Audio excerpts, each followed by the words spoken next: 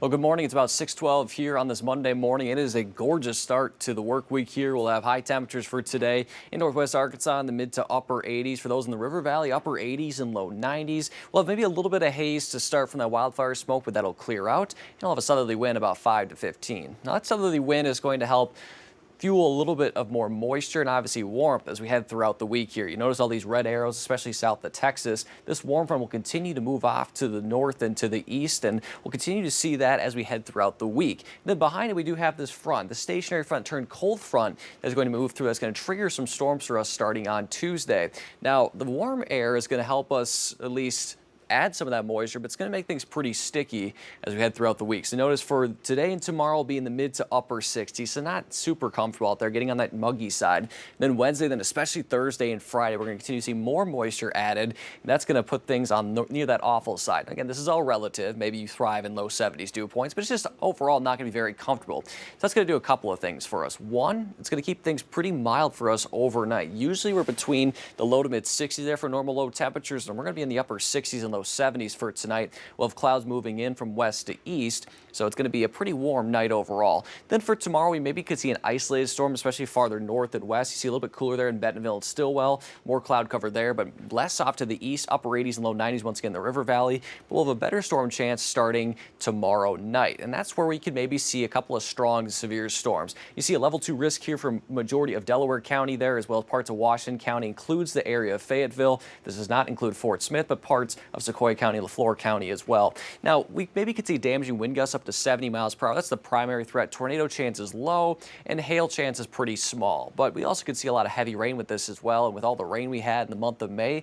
we could see some localized flash flooding at times. So let's pick things up here for us tonight. We'll see clouds again build in from west to east. And notice Tuesday morning, we could see a couple of scattered showers and a few rumbles of thunder. So we'll have to watch that. But the main threat isn't Tuesday morning. It's Tuesday evening. We'll see the line of showers and storms move in from the northwest. And again, this is where we could see those damaging wind gusts as well as some heavy rain at times. This continues through the overnight hours for us. And as you wake up Wednesday morning, it'll be pretty wet.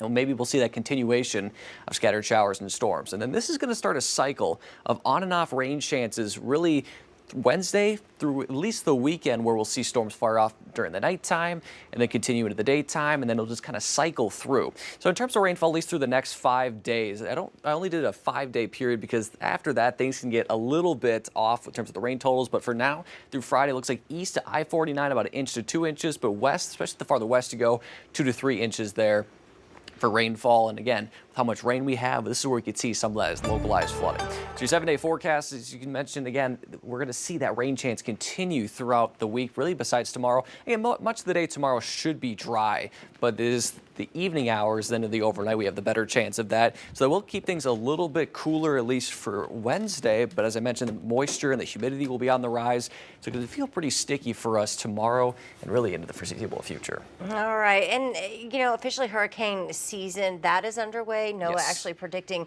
there could be a number of those storms above normal. They say 3 to 5 maybe could become major hurricanes. Will those sort of, could we have an impact from there to our area? Yeah, absolutely. That's always something to keep in mind. And thankfully, we're a little bit farther inland and farther west. So usually those storms, once they get in the Gulf, they kind of take on the shape, or at least the direction, of the more westerly flow. So when it's closer to the equator, those winds move east to west. That's why you get that east to west flow. And then once you get farther north, that's when it turns. So you notice this, I'm not sure exactly which hurricane this was, but you notice it kind of takes that northeasterly path. Yeah. So thankfully for us, especially where we are in Arkansas, the farther northwest we are, it doesn't make usually too much of an impact, but as I mentioned, Laura made an impact in 2020 for central and southeastern Arkansas.